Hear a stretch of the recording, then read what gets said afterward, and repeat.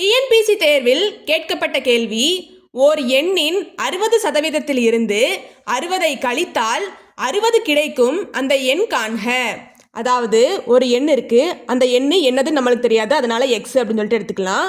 அந்த எண்ணின் 60% இருந்து 60ஐ கழிக்கிறாங்களாம். அப்படி கழிச்சா திரும்பியும் 60 ஆன்சராக கிடைக்குதான். அப்போ இந்த எக்ஸ் அப்படிங்கிற எண்ணோட மதிப்பு என்ன அப்படின்னு சொல்லிட்டு கேட்டிருக்காங்க.